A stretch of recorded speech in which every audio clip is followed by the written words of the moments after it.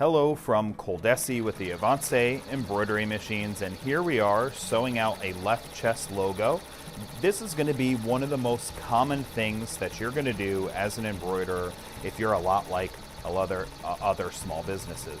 So what we're going to do is we're going to show you how to set this up, because that's one of the biggest questions. How do I know where to start, where to hoop so it looks nice and my logo is not too high or low or left or right? So let's go ahead and take a look at the really easy steps to go ahead and get your logo placed perfectly.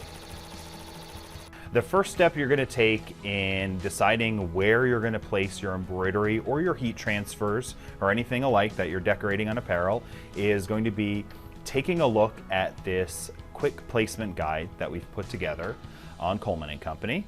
And if you scroll down a bit, you'll see the left chest logo area, and this is the one we're going to be focusing on today.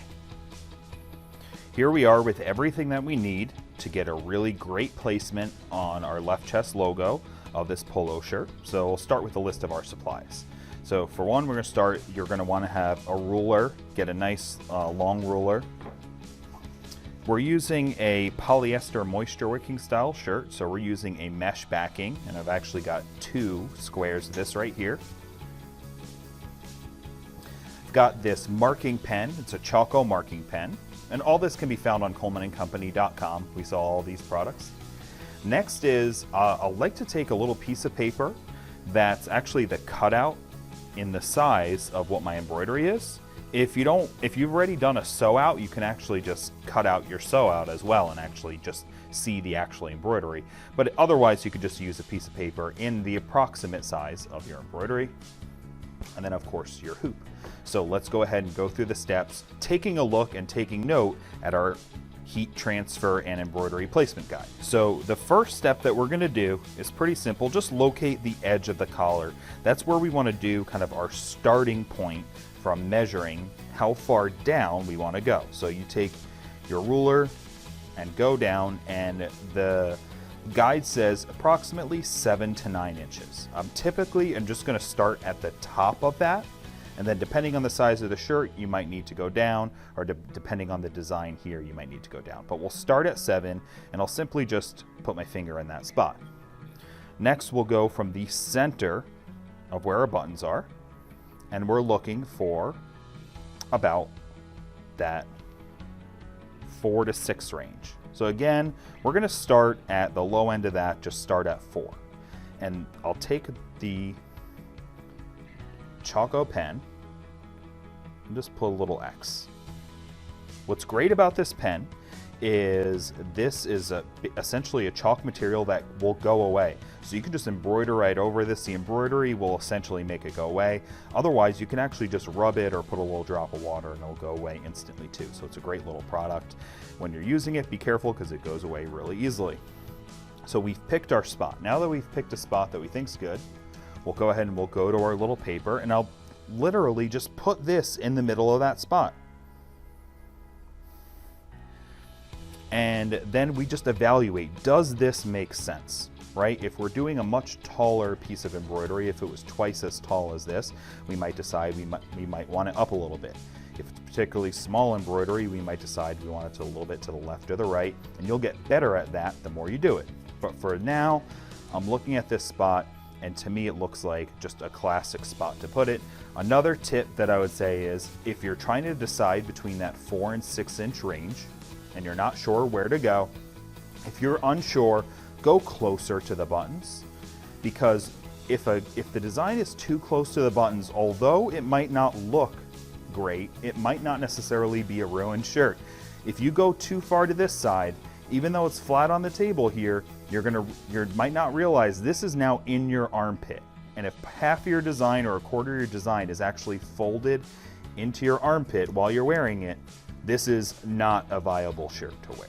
So when in doubt, just go a little bit closer to the buttons. We found our spot, looks great, let's go ahead and hoop it. All right, so we've got the bottom half of our hoop, a couple pieces of this mesh. Some folks like to do this kind of diamond crisscross pattern on it. This way we don't have an exact pattern of what the actual backing pattern is. I've seen both work great. We'll open our shirt up and get this in there. Once we have our backing and bottom hoop in place, and we'll go ahead and visually see that it's essentially right about in the center of the hoop, then what I'll do is I'll actually even button one of these up if I need to, just so I can get a nice straight line here, because I'm going to use that straight line and probably this line down here, depending on my shirt and where it is, to figure out where exactly I am going to, how exactly I'm going to get my hoop straight. I don't want it crooked like this, and you can see it visual. So if you have it straight like this, you're usually going to have two things. You're going to get the inside of the hoop here, you're going to be able to see through it and see that it's straight here. And then this bottom portion, these stitches, you'll see you'll be able to line it up even. Once you've got all that even, you just lock up your hoop and you push it down, you're good to go.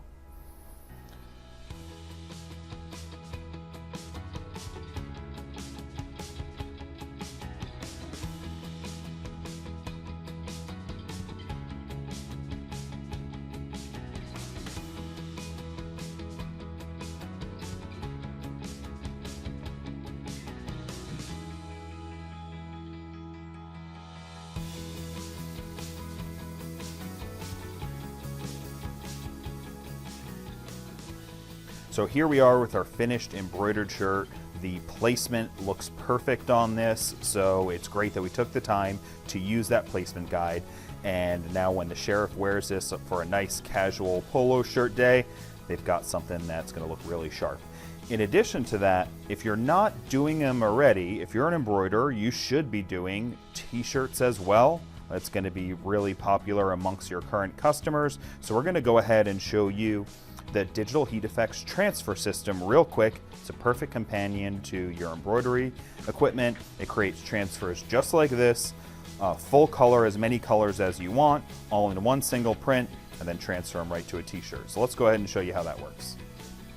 What we're using here is our DigitalHeat FX white toner transfer printer, and we'll print out our transfers. The next step is to add the polymer on the back, which is going to allow it to adhere to the garment. And then we can go ahead and follow our heat transfer placement guide to go ahead and decide where to put it. So if we look at that guide, it says a full-size logo. We're going to do a 2 to 3 finger down. And depending on the size of your hand, you'll just put 2 or 3 of your fingers down by the collar, and that'll give you a good measurement of where to put your logo. Go ahead and put your transfer down, heat press it, and you've got a completed shirt.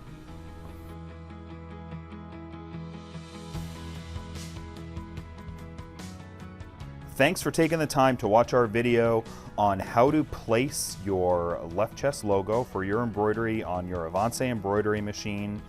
And in addition to that, we gave you a little bit of a demonstration on how to make t-shirts and how to place those correctly with our heat transfer placement guide.